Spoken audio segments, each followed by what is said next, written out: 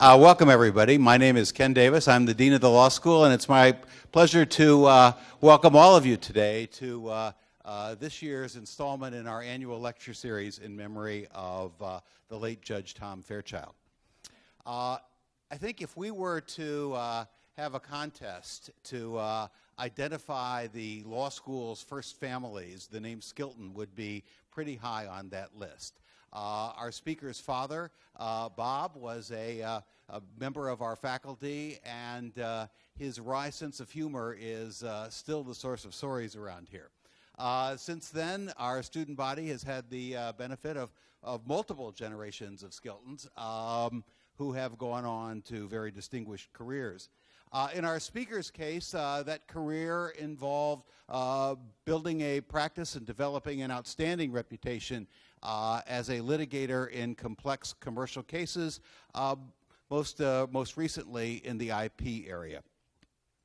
John has also given admirably of his time to charitable and pro bono causes, including this law school, where he has been president of the Wisconsin Law Alumni Association, an adjunct lecturer from time to time, and also one of the leaders in having the wonderful sort of vision to put together this particular lecture series.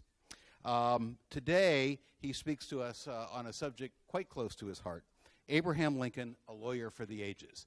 So please join me in welcoming someone who needs no further introduction, John Skilton.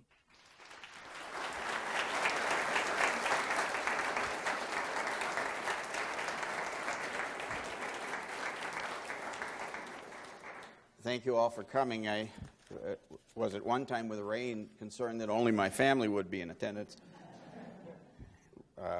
Ken mentioned my dad, and of course he was an influence on all of us. I, in fact, was the second of two Skiltons to go through. My brother Bob is here, and I'm pleased to say that. My sister Margie is here, and my brother David all are here.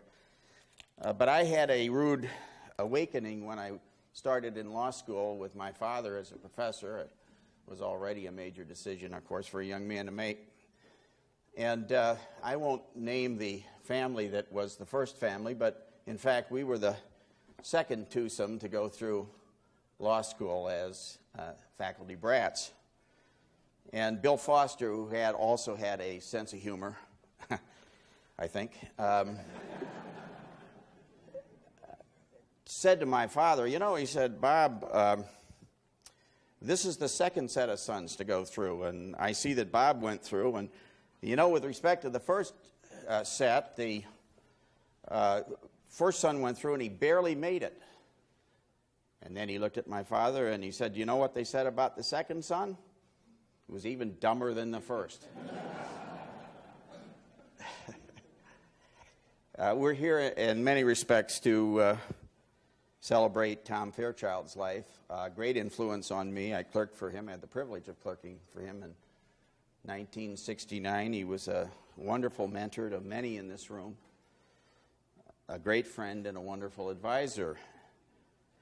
And as I thought about this impossible task of talking about Lincoln as a lawyer, I thought of Tom Fairchild, because I thought too that Lincoln would have had necessarily people who made a difference in his life, not just politicians, but lawyers. And so in part, thematically, what I intend to say about Lincoln is linked to Tom Fairchild in a very real way. What do you say that's new about Abraham Lincoln? Doris Kearns Goodwin, in her marvelous book, Team of Rivals, comments on how by the turn of the 19th century, Abraham Lincoln's name had become known worldwide, even in remote areas. She tells the story of Leo Tolstoy, who in 1908 was in a remote area of North Caucasus, talking about the great men in the history of the world, when he was interrupted by a tribal chieftain and asked to talk about Lincoln. In recounting this incident, Tolstoy commented, Lincoln was a humanitarian as broad as the world. He was bigger than his country, bigger than all the presidents together. His genius is still too strong and too powerful for the common understanding. Ulysses S. Grant opined that incontestably Lincoln was the greatest man I ever knew. Like tributes, of course, have continued to this day, I believe we can fairly claim that Lincoln was our greatest president. And in fact, more books have been written about Lincoln than any figure other than Jesus Christ, with perhaps the exception of Napoleon. But most of what is known about Lincoln, and certainly that which is most celebrated, concerns a relatively small part of his 56-year life, the last 4 years, from February 1861 through 7:22 a.m. on April 15, 1865, when his Secretary of War, Edwin M. Stanton, pronounced that now he belongs to the ages. During this tumultuous 4-year period, when through civil war the United States was able to wrench itself from the shackles of its great original sin, however equivocally and tentatively, Lincoln ascended, seemingly from out of nowhere. During this period, he penned and delivered some of the most immortal words in the history of the English language in the Gettysburg Address, that we here highly resolve that these dead shall not have died in vain, that this nation under God shall have a new birth of freedom, and that government of the people, by the people, for the people, shall not perish from the earth. And in the second inaugural address, with malice toward none, with charity for all, with firmness in the right, as God gives us to see right, let us strive to finish the work we are in, to bind up the nation's wounds, to care for him who shall have borne the battle, and for his widow and his orphan, to do all which may achieve a just and lasting peace among ourselves and with all nations. But how was this rather crude, physically awkward, prairie lawyer, with no formal education to speak of, able to formulate such thoughts and assume such awesome responsibilities and lead this nation in its time of utmost peril? Historians have not ignored the fact that Abraham Lincoln practiced law in central Illinois from mid-1836, age 27, through the time at age 51 when he left Springfield to assume the presidency. Under any measure, this period has had to be the critical period of his development, some 24 years, between the time he was 26 to the time he turned 51. For example, the 19th century's version of Doris Kearns Goodwin, Ida M. Tarbell, in her seminal biography, The Life of Lincoln, deftly covers this period, and her discussion of Lincoln's important law cases is particularly insightful. Likewise, Senator Albert Beveridge, in his probing and highly readable but unfinished biography of Lincoln, devotes two full chapters and over 100 pages to a description of Lincoln's years as a lawyer. He too identifies and discusses what he believes to be the important cases that Lincoln was involved in, and his list is similar to Tarbell's, as is Carl Sandburg's, and more recently, David Herbert Donald's list. And the list of all of these eminent historians includes the following cases. It'll surprise you to hear it because I'm not going to talk about his murder cases. The McLean County tax case against the Illinois Central Railroad. The McCormick Reaper patent case. And the Rock Island Bridge, or the F.E. Afton case.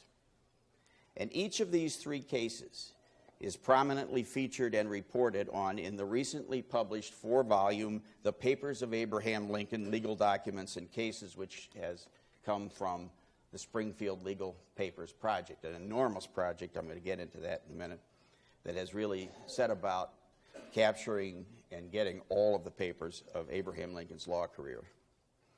Now, why do I say that these three cases are Lincoln's most important cases? Over 100 years ago, Ida Tarbell gave the answer, and I'll quote from her. It is worth notice, too, that he made his reputation as one of the best lawyers of Illinois and tried his greatest cases before his debate with Douglas gave him a national reputation. It was in 1855 that the Illinois Central engaged him first as counsel. In 1855 that he went to Cincinnati on the McCormick case. In 1857 that he tried the Rock Island Bridge case.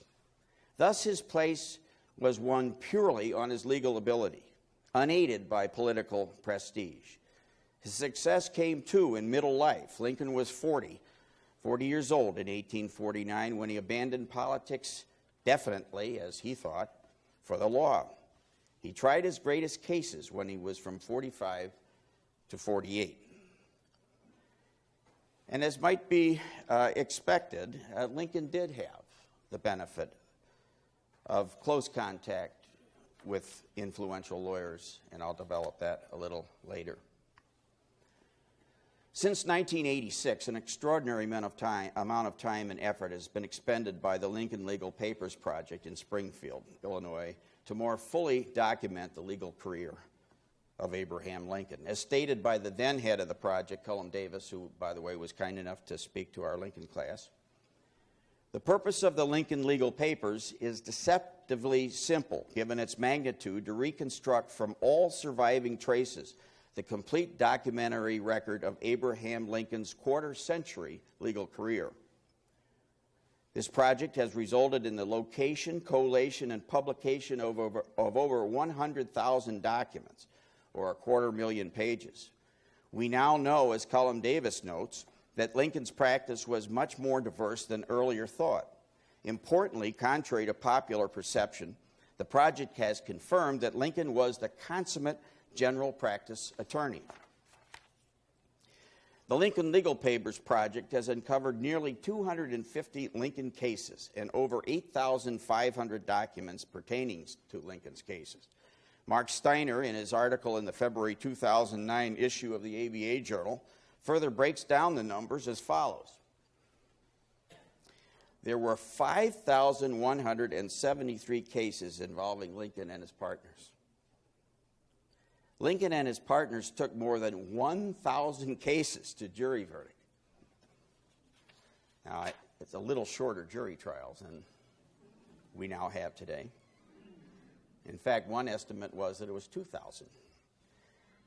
Lincoln and his partners handled more than 2,300 cases in Sangamon County. That, of course, is where Springfield is. Common law cases made up roughly 2/3 of Lincoln's circuit practice. And of those, the largest two categories were assumption, quantum merit as we know it, and debt. Of the 5,173 cases, 3,170 are indexed under debtor-creditor. My father would have been very happy about that.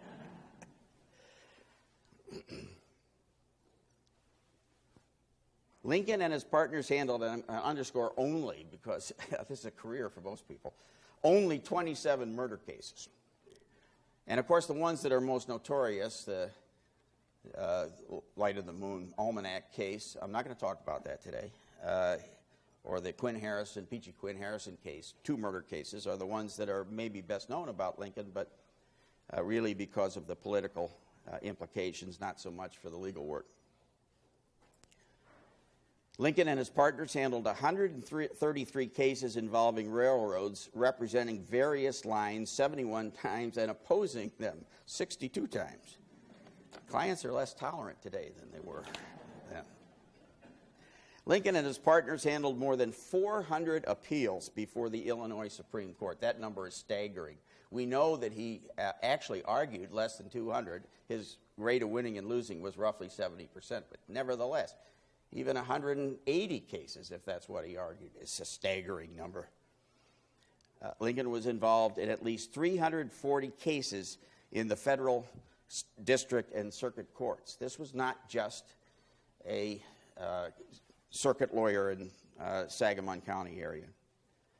Cullum Davis sums up the significance of these numbers by asking and answering a rhetorical question. Do these increased numbers and discoveries alter in any way the conventional portrait of Lincoln as a lawyer? The answer, Cullum Davis says, emphatically is yes. Step by step, item by item, our research has incrementally and substantially altered the stereotypical picture of lawyer Lincoln. Perhaps more importantly, Dr. Davis concludes that for those 24 years, Lincoln spent much more time practicing law in the courtroom than practicing politics on the stump. I'll say as an aside, lawyers are always interested in Lincoln, and there's a good reason why. Albert Beveridge once famously wrote that all of Lincoln's law cases, little and big, put together, do not, on their merits, deserve a line in history and not more than a paragraph in any biography. Although I disagree with the sweeping generality of this statement, and as is evident from reading his biography of Lincoln, so does he, there comes a point of having too much information, such that there is a risk of distorting the significance of Lincoln's legal career and in the process not seeing the forest for the trees. Obviously, Lincoln's ascendancy to greatness is not solely attributable to the fact that he was an extremely busy and highly successful lawyer. In Lincoln's own time, there were a number of such other lawyers with similar practices and comparable rates of success. Moreover, there can be no question that his other career, that in politics, put him in a position to be selected as the presidential candidate by the Republican Party in the summer of 1860. So what about his practice of law adds further explanation? What in his practice experience prepared him to deal with the movers and shakers of the Eastern establishment? I submit that it was his last 10 years in the practice of law, and more specifically, the 5-year period from 1852 to 1857, that pushed him from the prairie to the White House. As Dr. Davis puts it, arguing issues of slavery, taxation, economic development, and the rights or obligations of corporations in the courtroom gave Lincoln both a rich exposure to the vital issues of the day and also intensive practice in the forensic techniques of oratory and debate. I had a section in this speech, it's already too long, that related to Lincoln's slave case. That's for another time. In 1847, he actually represented a slave owner, and of course you can see how that might invite a little conversation. Lincoln became a lawyer in 1836. He was summarily examined by a judge once he was certified as having good character and morally fit to practice. Lincoln had no formal education beyond grade school. He did not go to college. He did not go to law school. As we all know, Lincoln began to learn the law as a result of self-study of Blackstone, Chitty, and other legal hornbook books of the area. But Lincoln really learned the law, and certainly how to practice the law, from his mentors. His first real mentor in the law was John Todd Stuart, who in fact had been Lincoln's commanding officer during Lincoln's short and somewhat inglorious military service in the Black Hawk War. He came all the way up to Jefferson. His regiment was then dismissed, and he began his trek home. Unfortunately, his horse had been stolen. Almost immediately after Lincoln moved to Springfield, the firm of Stuart and Lincoln was formed. Lincoln was 28 years old at the time. As one biographer has noted, the fundamental principles of Blackstone and Chitty, together with a fine intellect, ability to marshal facts, power of reasoning, common sense, force of character, tenacity of purpose, ready wit, and gift of gab, were more than sufficient to make Lincoln a worthy assistant to Stuart. His partnership with Stuart was to last 4 years, but then Stuart, an ambitious Whig, was elected to Congress in 1841, and Lincoln realized that he needed a new partner. On April 14, 1841, at the age of 32, Lincoln went into partnership with Stephen T. Logan. Judge David Davis, who was later to ride circuit with Lincoln, described Logan as the greatest natural lawyer of his day. Biographer Albert Waldman described Logan's influence on Lincoln as follows. Logan stood at the very head of the Illinois bar. In his office, many leading lawyers were developed, including 4 future United States senators and 3 governors of states. Powerful was his influence as a preceptor, and great his faculty for recognizing latent ability. From the viewpoint of Lincoln's advancement in the law, the association with Judge Logan was indeed fortunate.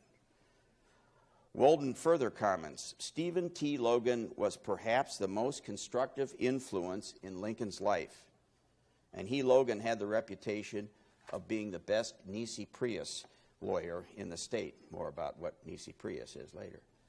Moreover, he force-fed the discipline of case study and preparation on Lincoln, and Lincoln learned from him.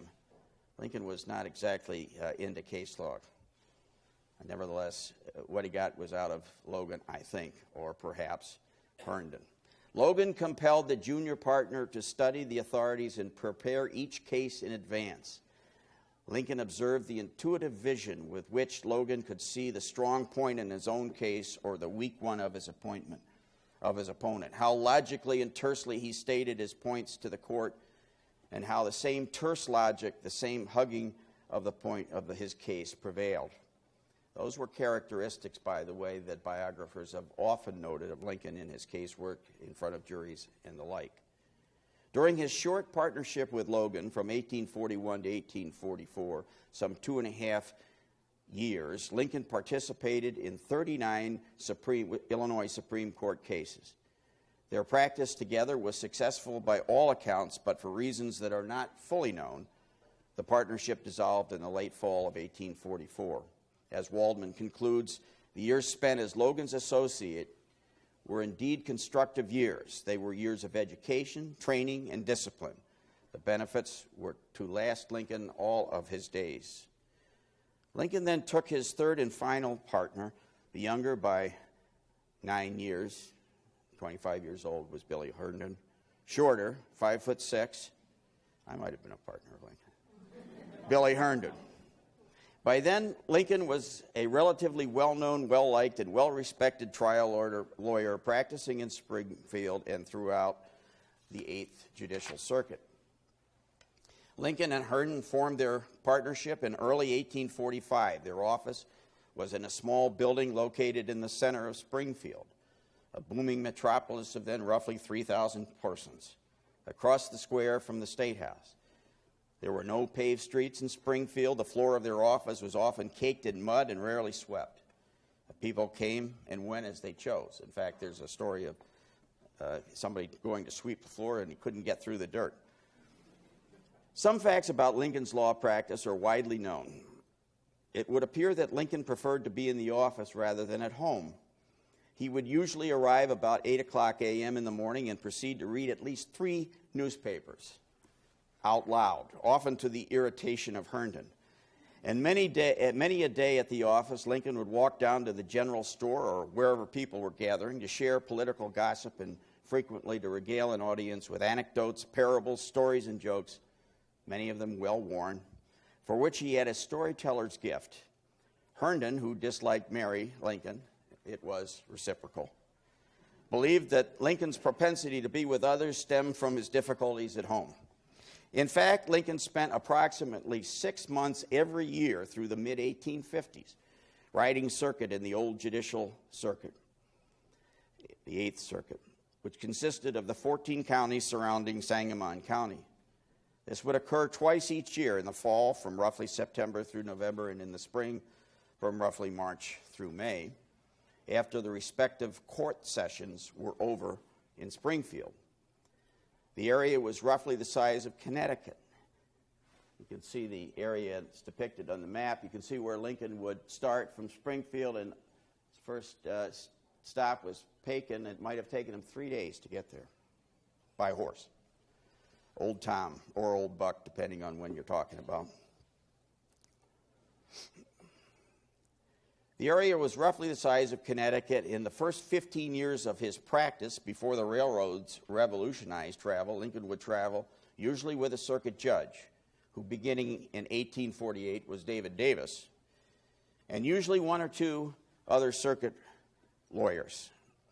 It got to a point through the period that Judge Davis, Lincoln, and Leonard Swett, who I'll talk about later, were called by the citizens of that area the Great Triumvirate. By Judge Davis's own testimony, Lincoln was the only one who stayed out the entire 3 months. refusing to go home for any weekend. And I think I'm a road warrior. When the contingent arrived at the county seat, court would be in session. The traveling party would be greeted by, amongst others, lawyers who had worked up their cases or had obtained clients and who sought co-counsel. As the years passed, and certainly by the mid-40s, Lincoln was much sought after as he rode into town. This traveling court rode through vast, thinly populated rural areas. The roads were poor, unpaved, and unpassable on occasion. The hotels, taverns, or roadhouses were small and uninviting, and on occasion as many as 20 persons would have to share the same room. The food, as a rule, was plain and sometimes terrible. Lincoln really didn't care. Often the travelers would have to share beds, except, of course, for Judge Davis, who was 6 foot tall and weighed over 300 pounds. It is said that Lincoln knew most everybody throughout the circuit, and of course that created certain issues in a jury trial because he'd know all the jury persons. And at one point he was confronted by opposing counsel who asked the jury panel, "Do you know Lincoln?" the lawyer asked of the jury. The court said the inquiry was improper. The court, by the way, was Judge Davis. When his turn came to question the jury, Lincoln asked if the man knew the opposing attorney, and again the judge admonished that such a fact was no disqualification. "No, Your Honor," Lincoln replied mildly, "but I am afraid some of the gentlemen may not know him, which would place me at a disadvantage."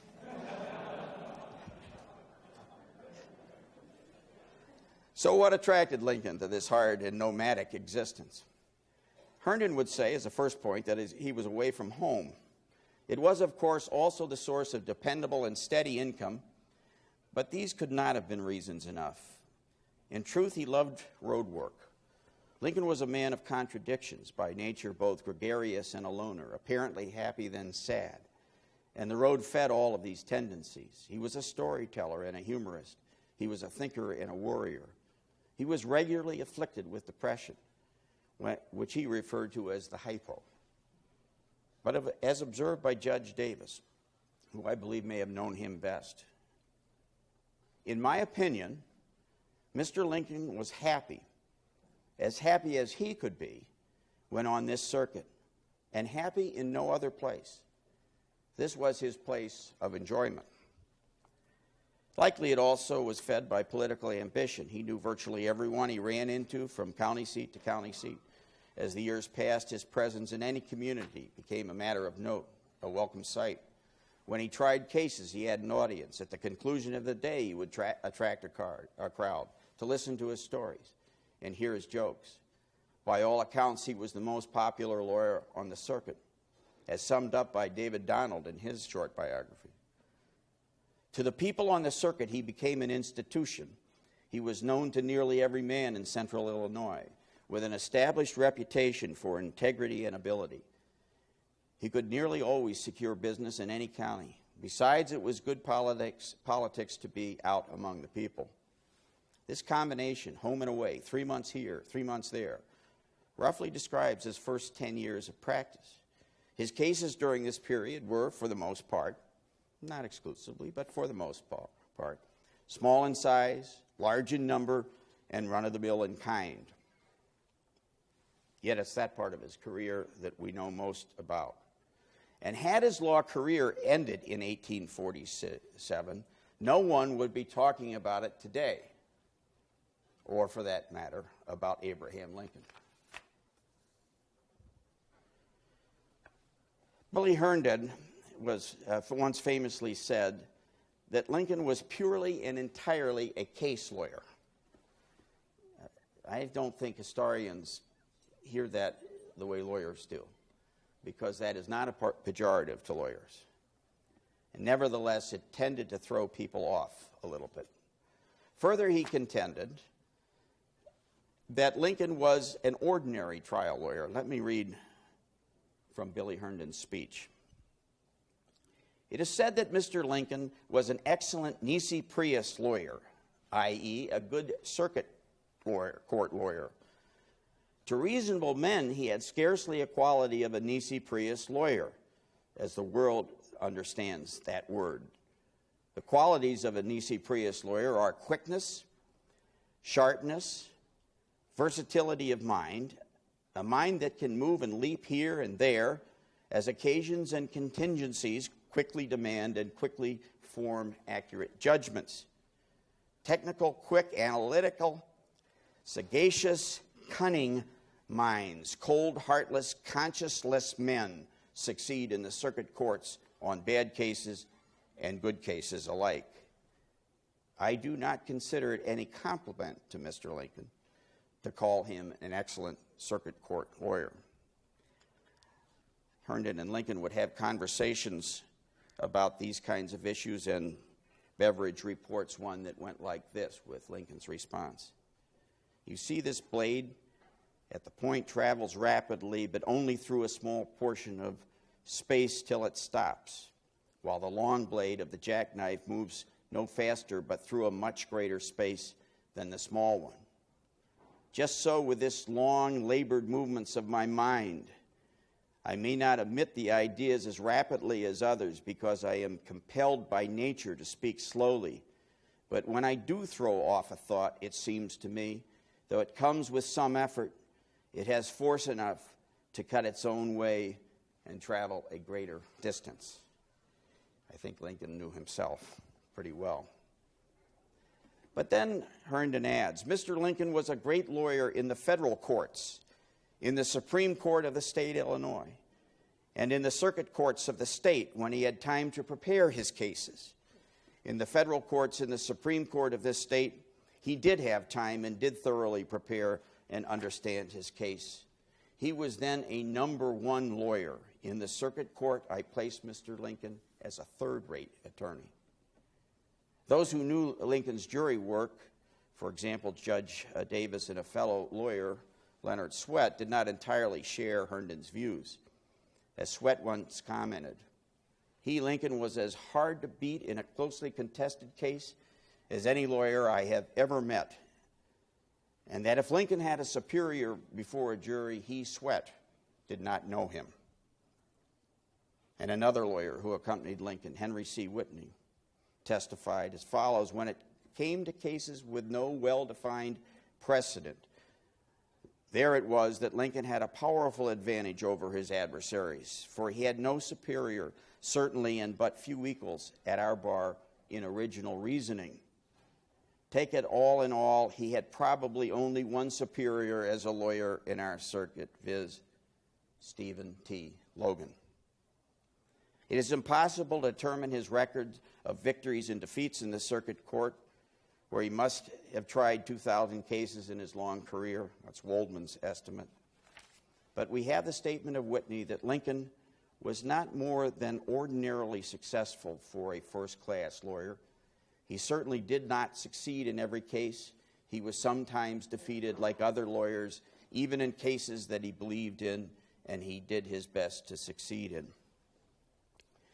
Although biographers have rightly been skeptical of some of Herndon's opinions and judgments, it is in truth difficult to totally ignore the views and observations of a man who was his partner and a closest associate for a period of 17 years.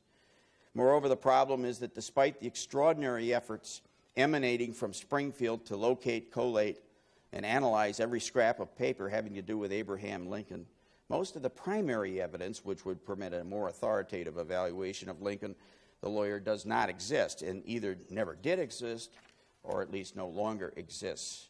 And with the exception of one truncated exception in the Harrison murder case, there are no transcripts of his trials. There are no recordings of arguments in appellate courts, how things have changed. And of course, for the most part, we do not and cannot know how he dealt with clients in the privacy of his office, although Lincoln did have extensive correspondence with some of his clients. Lincoln served in the Congress of the United States from 1848 through 1849. It was a somewhat undistinguished service, certainly not one that promoted him as a politician. He was most famous for the so-called spot resolution. We won't go into that here. But as one commentator notes, Lincoln's life as a lawyer was thereafter divided into two periods, the one preceding and the one following his term in Congress. His real career and fame in the profession commenced after his return from Washington, Believing himself politically dead, he now turned to law with a devotion and singleness of purpose which never before marked his practice. By 1851, the Illinois Central Railroad had been chartered by the Illinois legislature and had begun to lay track, as had other railroads, such as the Alton and Sangamon Railroad. And here came Lincoln, 42 years old in his prime, strategically located in Springfield, now almost 5,000 strong, just out of Congress, already known to be a fine trial lawyer in the Eighth Circuit, possessed of experience and reputation, a well-respected member of the bar. To say the least, Lincoln was well positioned to succeed, and succeed he did. Well known is the fact that Lincoln soon became a railroad lawyer. Lincoln had no qualms about representing railroads or corporate interests. Indeed, in one case, he took after opposing counsel who sanctimoniously labeled his client a soulless corporation. Counsel avers that his client has a soul. This is possible, of course, but from the way he has testified under oath in this case, to gain or hope to gain a few paltry dollars, he would sell, nay, has already sold his little soul very low. But our client is but a conventional name for thousands of widows and orphans whose husbands and parents, hard-earning, are represented by this defendant and who possess souls which they would not swear away, as the plaintiff has done, for 10 million times as much as is at stake here. That was Lincoln's rebuttal to the soulless corporation comment. Lincoln's career literally took off with the case of Barrett versus Alton and Sangamon Railroad, Illinois Supreme Court, 1851-1852. Here Lincoln argued in the Supreme Court of Illinois that a subscriber to railroad stock cannot be allowed to refuse to pay his subscription because the railroad had amended its original charter by changing its route. Lincoln's successful representation of the railroad established the long-standing precedent that charter amendments considered beneficial to the public were not only permissible, but could not be asserted as a reason for not paying the subscription. As stated in a little pamphlet of the Lincoln Legal Papers Project, for Lincoln, the Barrett case marked the beginning of the most significant and lucrative portion of his law career. Railroad case law was in its infancy, and Lincoln's rapidly growing practice in the 1850s established him as a leading railroad attorney in the West. One of the most important cases in the history of railroad development in Illinois and elsewhere was the question of whether a county had the authority to tax a railroad whose tracks went through that county's territory. Seeking to tax the Illinois Central Railroad on tracks laid through their counties, McLean County and other counties brought suit to recover unpaid taxes. After proceedings in the circuit court in front of Judge Davis, Lincoln was retained on appeal by the Illinois Central Railroad to defend its position that no such tax could be levied in light of its charter. Ultimately, this representation required two arguments in the Illinois Supreme Court. Lincoln pressed a statutory and constitutional argument. The state of Illinois had created the Illinois Central by charter, and that charter had awarded the sole authority to the state to levy taxes. Multiple taxation by other entities would prejudice the state's ability to levy for the common good, would threaten the state treasury and the welfare of all the people, and would potentially cripple the viability of this important startup enterprise. Ultimately, the Supreme Court agreed with Mr. Lincoln's argument. An interesting and not insignificant postscript to Lincoln's success in this case was his subsequent suit for fees. Initially, he billed the Illinois Central $2,000, a sizable fee in those days for his services. Not so much today. However, that bill was rejected. Why, sir, Daniel Webster would not have charged that much. Lincoln thereafter brought suit for his fee, this time for the sum of $5,000. In support of his application, Lincoln submitted the affidavits of several of the best-known and most successful lawyers in Chicago, Illinois, all of whom attested that his fee was reasonable given the stakes, the complexity of the case, and the amount of time spent. How hard the Illinois Central fought this case is a matter of conjecture. They were at the time undergoing some very severe economic distress. In any event, the suit resulted in a jury verdict and judgment in favor of Lincoln in the amount of the $5,000. Lincoln, as was his practice, split the sum 50-50 with Billy Herndon. Significantly, Lincoln himself later asserted that this share, $2,500, had permitted him to essentially take a 2-year leave of absence in order to participate in the Lincoln-Douglas debates. That his suit for fees did not result in any particular loss of goodwill is evidenced by the fact that Lincoln thereafter continued to represent the Illinois Central Railroad in cases large and small, including a seminal corporate valuation case and a crucial case involving the acquisition of land in the Chicago Lakeshore area. But I would argue that the most transformative case that Abraham Lincoln ever worked on, although he did not say a word in it, was the McCormick-Reaper patent case. I can't tell you how much pleasure it is for me to talk about a patent litigation. One of the most significant inventions of the mid-19th century was the Reaper, invented by Cyrus McCormick in 1834. McCormick eventually consulted a good patent lawyer, and that lawyer sought and obtained broad patents to cover his invention and to prevent others from making and marketing infringing machines. But of course, agriculture being at that time the driver of the economy and the ability to harvest crops being integral to success, others were thereafter inspired to design, manufacture, and sell their own reapers. The John H. Manny Company of Rockford, Illinois, was one of the several such other companies, and as a result, in 1854, found itself a defendant in a patent case brought by the McCormick Company, assignee of Cyrus's patents. That suit was initially venued in Northern District of Illinois in Chicago. Both sides regarded this as a test case. Manny's patent lawyer was one George Harding of Philadelphia, then one of the preeminent patent lawyers in the country. As a footnote, Harding was named Commissioner of Patents by President Abraham Lincoln at the beginning of his administration. Harding was charged with assembling the best possible trial team to defend the Manny Company. Money was no object, as the Manny Company was part of a consortium of defendants and potential defendants who agreed to fund the defense, and this case was considered a test case. In his authoritative biography of Lincoln, Beveridge describes the Reaper case as the first litigation of great importance in which Lincoln was retained. This is an ironic description, as Beveridge himself develops. And in the spellbinding write-up of the case that follows in the Beveridge biography, he heavily relies on the 1876 recount of the trial of George Harding, that same patent lawyer. The patent lawyer was involved in the case to one Robert H. Parkinson. As stated by Beveridge, so full, frank, self-critical is the statement of Harding to Parkinson that it must be accepted as accurate and true. As the case was originally venued in Chicago, Harding was commissioned to find the best trial lawyer in Illinois to work with the selected patent trial lawyer.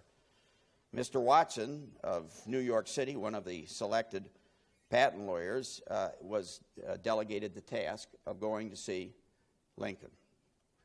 He went to Springfield. His office, Lincoln's office, was closed, and so Watson proceeded to the Lincoln home and knocked on the door. "Who is there?" asked a woman sticking her head out of an upper window. Watson said he wanted to see Lincoln. "Business or politics?" she asked. "Business," answered Watson. "Abe, there's a man who wants to see you on business," cried the woman in a modified tone.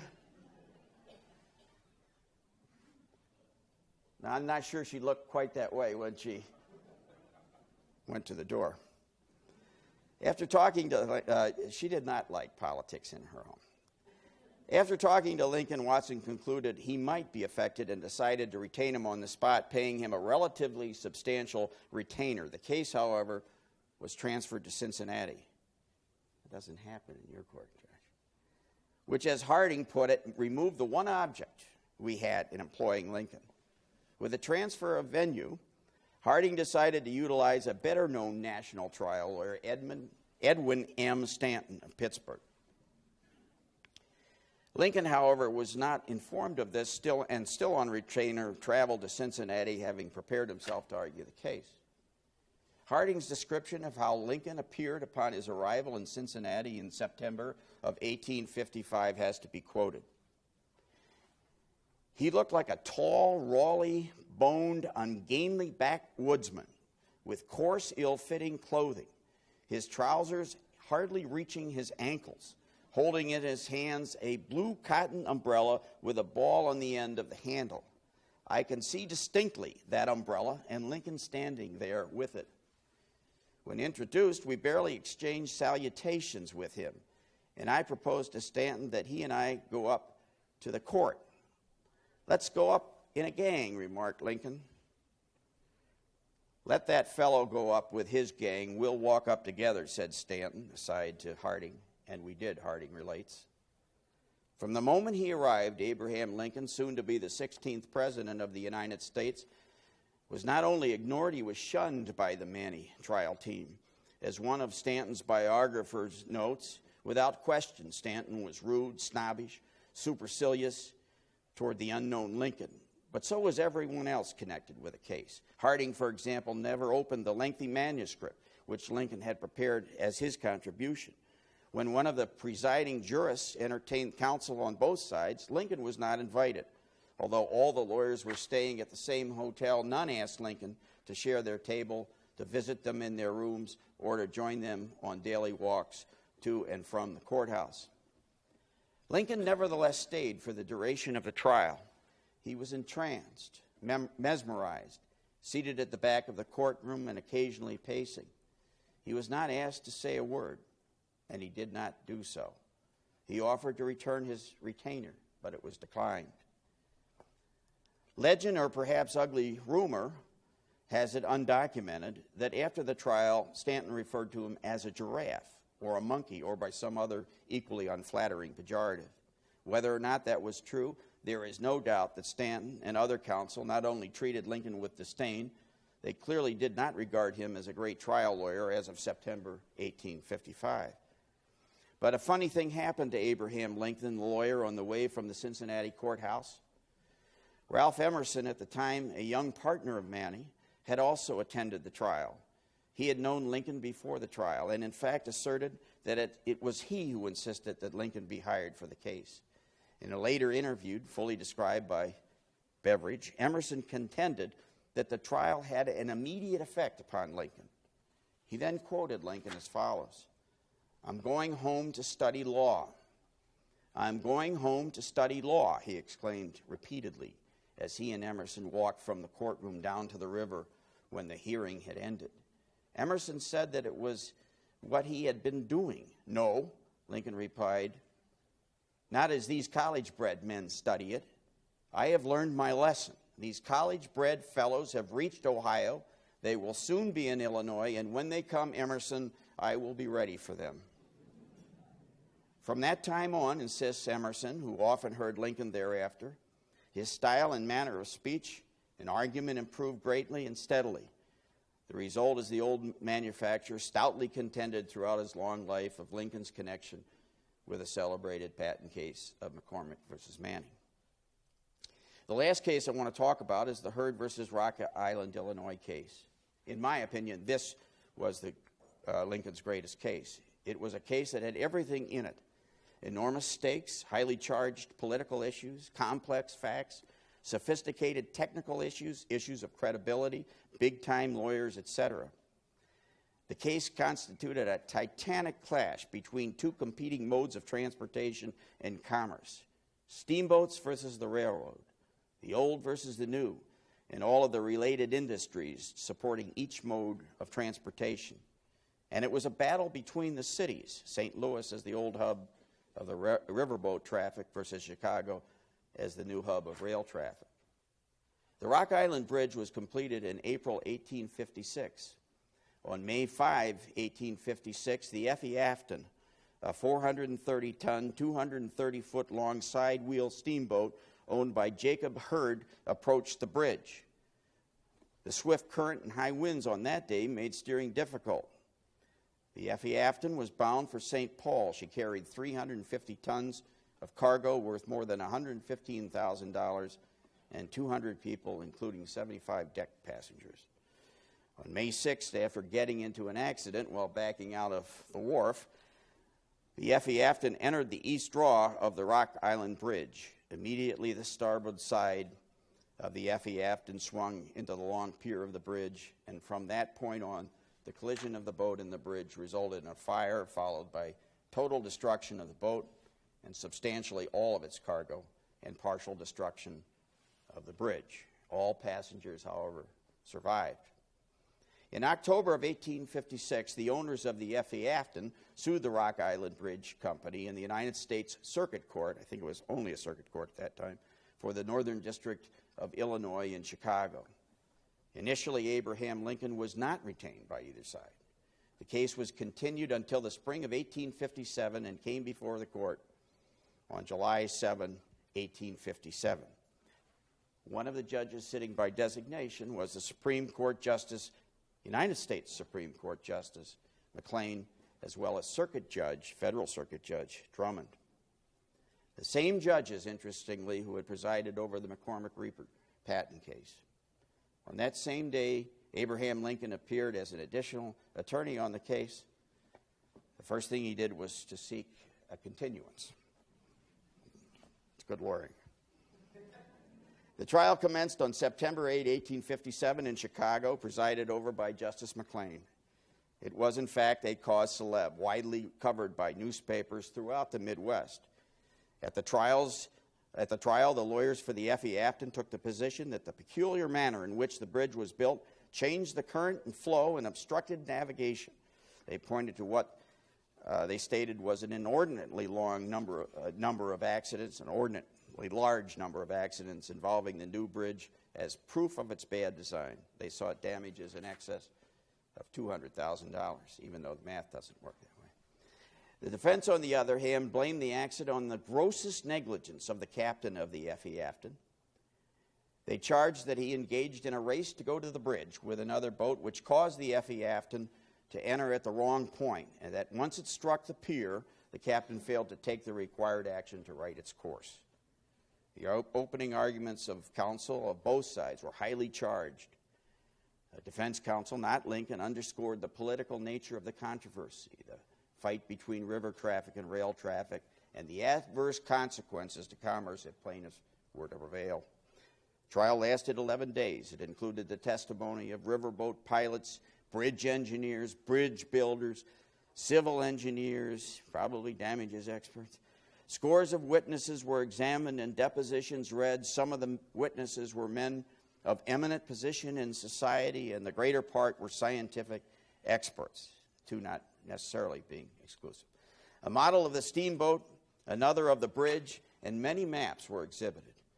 Questions were complicated: currents, proper location of piers, right methods of bridge construction, skill in running the steamboats, and the like.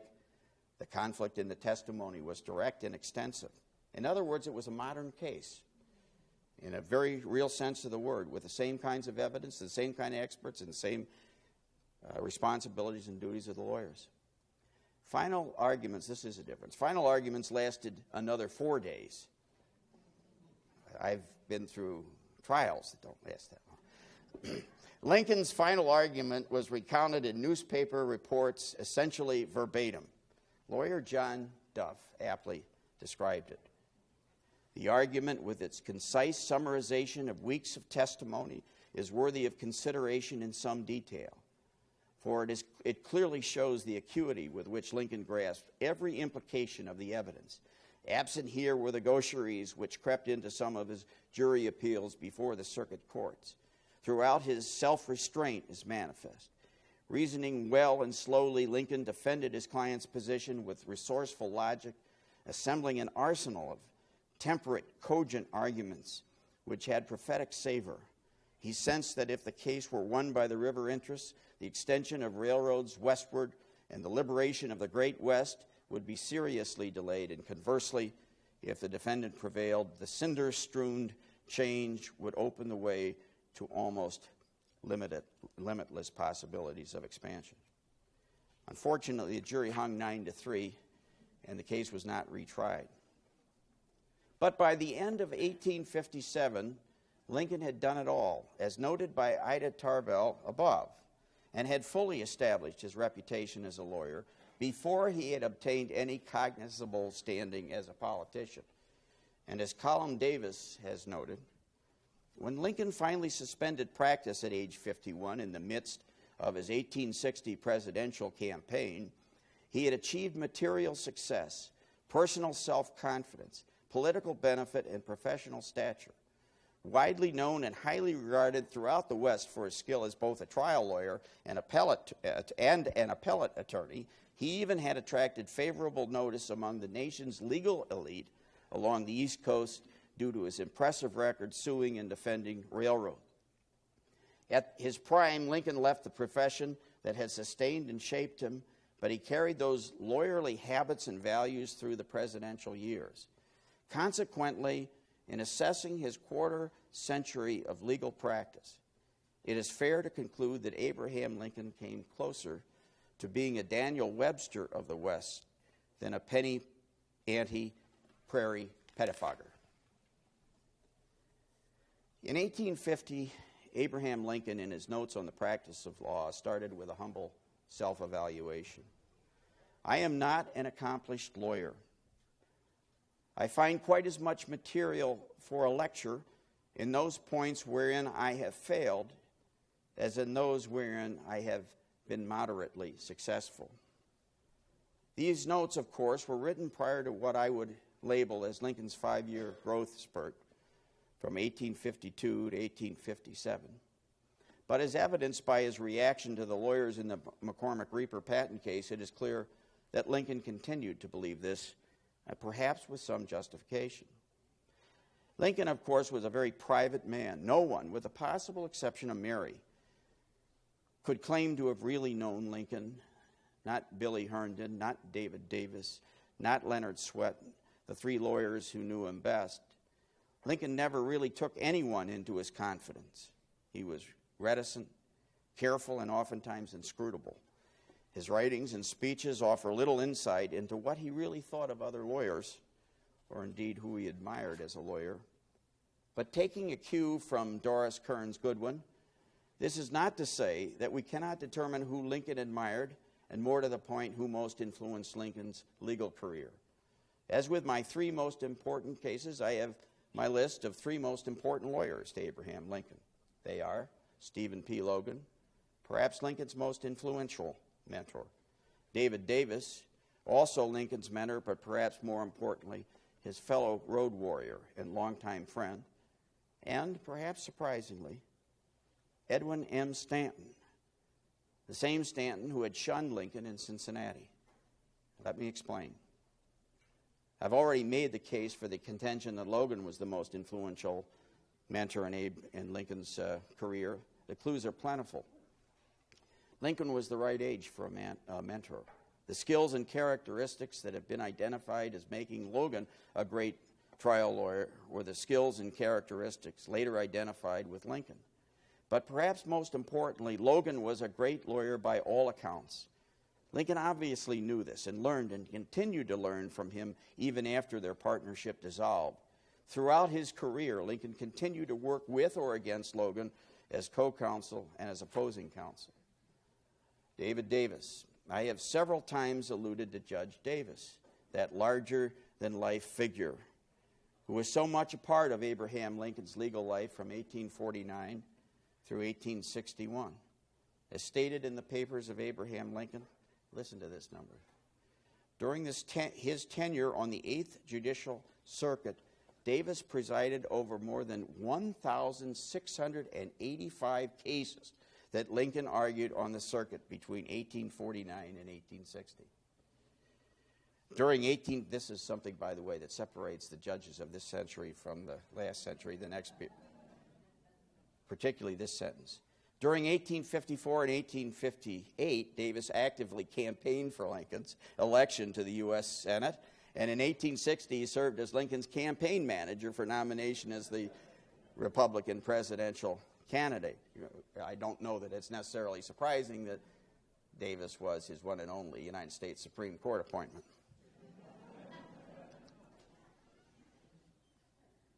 I think it is fair to say that David Davis loved Abraham Lincoln, and conversely, Lincoln loved Davis. To illustrate, Ida Tarbell recounts the following story told by one of the clerks of court. "I was never fined but once for contempt of court," says one of the clerks of the court in Lincoln's day. "Davis fined me $5. Mr. Lincoln had just come in and, leaning over my desk, had told me a story so irresistibly funny that I broke out into a loud laugh. Judge called me to order in haste, saying, 'This must be stopped. Mr. Lincoln, you are constantly disturbing this court with your stories.' Then to me, 'You may fine yourself $5 for your disturbance.' I apologized, but the judge told the judge that the story was worth the money.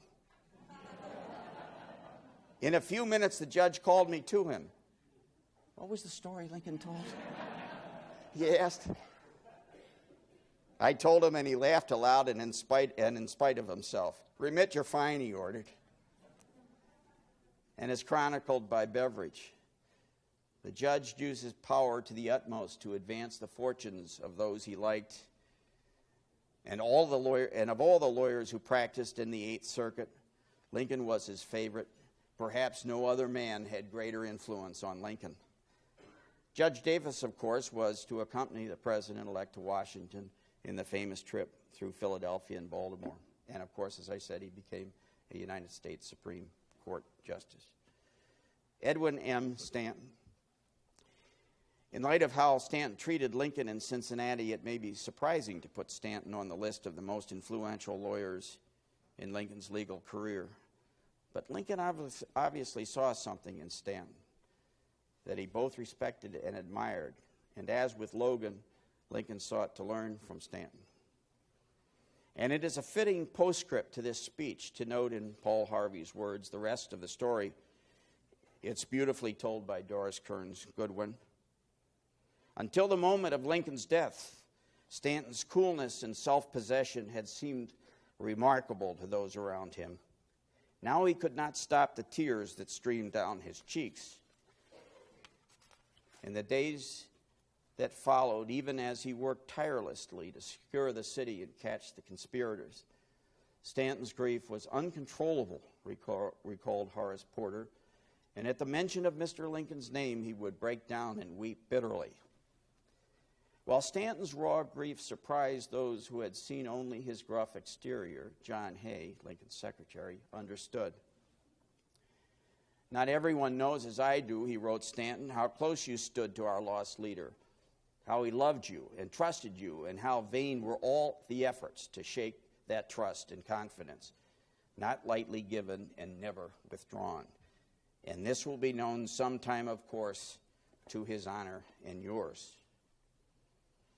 So it is my thesis that Lincoln didn't simply hatch from the prairie in 1861, despite contemporaneously and politically inspired suggestions that he did. Rather, by the time he gave his crucial speech at Cooper Union or Institute in New York on February 27, 1860, the speech that catapulted his political candidacy for president, he had become a lawyer of some significant renown and reputation. What's the ultimate proof? Colum Davis has noted that at the conclusion of the Cooper Union speech, he was offered, on the spot, the position of general counsel of the New York Central Railroad by its president, Erastus Corning, for an annual salary of no less than $10,000 per year. And as Dr. Davis notes, with such a lofty income, the leading legal job with the nation's most prominent railroad and an office in Manhattan, Lincoln, without doubt, would, at age 51, have joined that inner circle, the apex of the American bar. But by then his eyes were on a different prize. Lincoln's last request to Herndon as he left Springfield for Washington to assume the presidency was to keep the old Lincoln and Herndon sign on the door, on the office, so that when he returned it could be business as usual. And lawyer John Duff concludes his book with the following. Good Friday, April 14, 1865, was a gentle spring day. Late that afternoon, Mr. and Mrs. Lincoln went for a ride in an open carriage driven by a team of matched black mares. The president, though tired, was in relaxed good humor. Gone were the cares of war. Through the task of reconstruction lay ahead, though the task of reconstruction lay ahead, he had a vision of generous peace that would help mightily in the process. With the completion of his term of office, they would perhaps take a trip to Europe, after which we will go back to Illinois, and I will open a law office at Springfield or Chicago and practice law, at least do enough to help give us livelihood. While they talked of a future that wasn't to be, a demented actor was surveying the layout of the state box at Ford's Theater. In his short-form biography, Carl Sandburg notes that Lincoln once said on a paper written by a lawyer with too many words and pages, "It's like the lazy preacher that used to write long sermons, and the explanation was he got to writing and was too lazy to stop." Lincoln might well have said that about my speech. And in any event, I thank you very much for listening to it.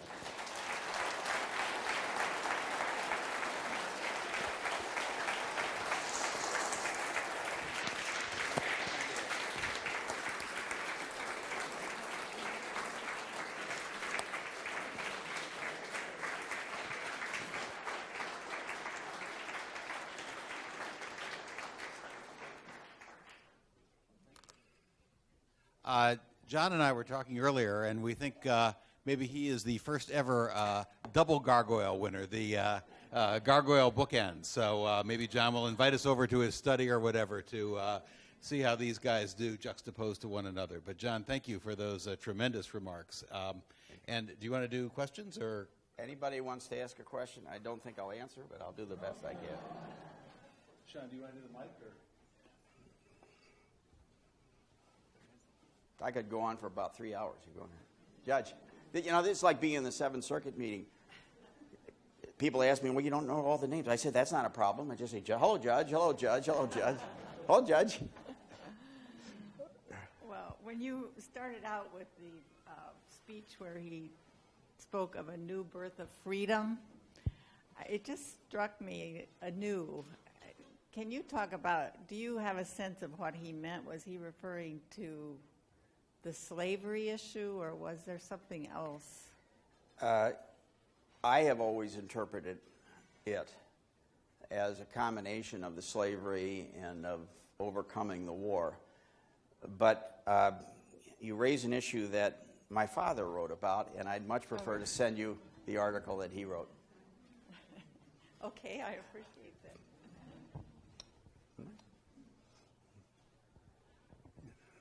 As president, he was known for his brevity, and you mentioned that he had an argument that lasted 4 days.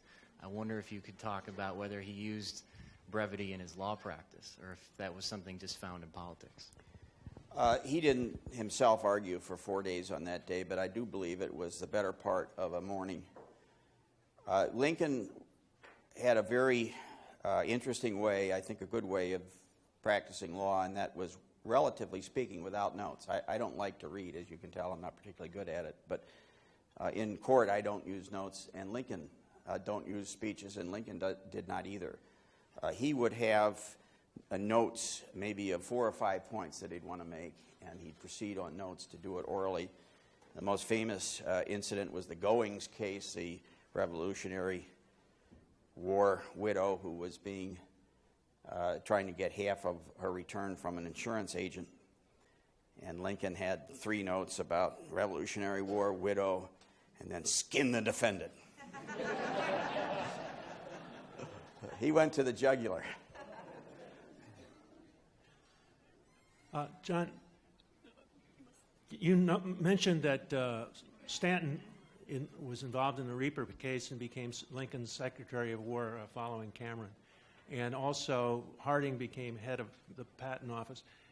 The question I have is, are you aware of any discussion between those folks and also the President regarding the Reaper case in hindsight? I don't think anyone is. In fact, I've actually read the biography of Stanton, and the biographer more or less tries to apologize for Stanton and move on.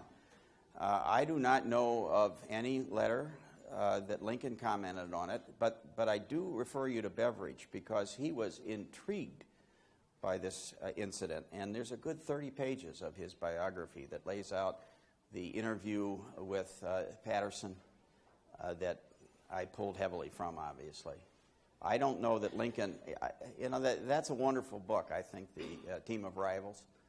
And it did, I think, suggest that sometimes you have to draw inferences rather than do it directly from things said. And I think that's how she got to her conclusions. And I think the same is of Stanton. In some respects, it is that actions speak louder than words.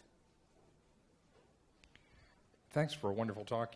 You've spoken eloquently, I think, about his intellectual development, and in many ways, I suppose, about his psychological development, becoming an attorney and evolving from there. But I wonder if you could speak a little bit about since with so many cases, he became familiar with so many stories of people. Yeah.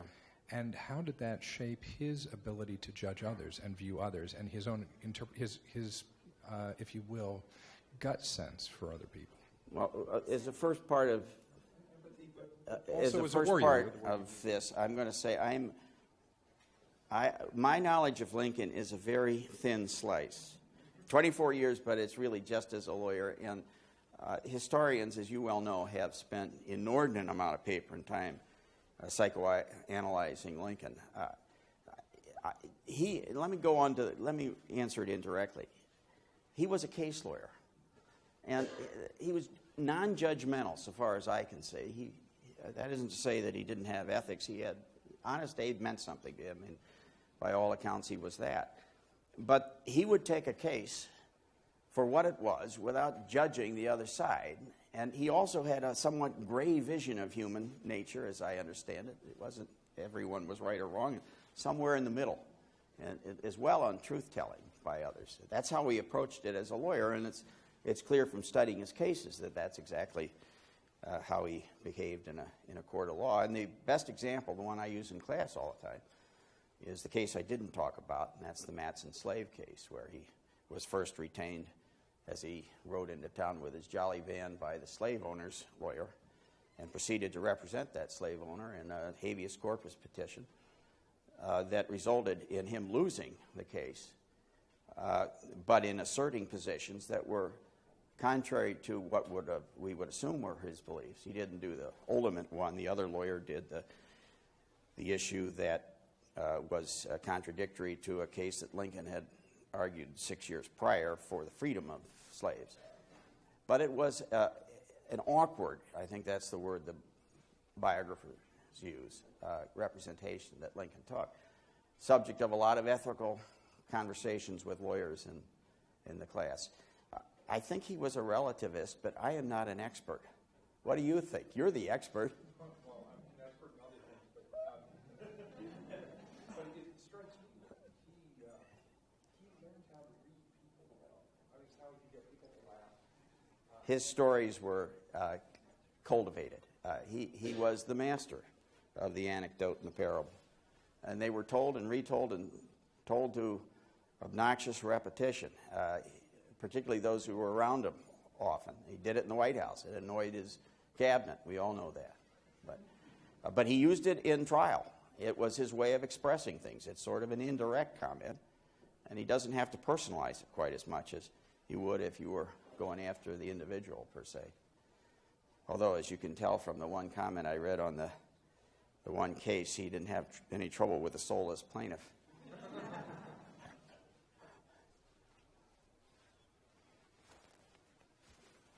Thank you.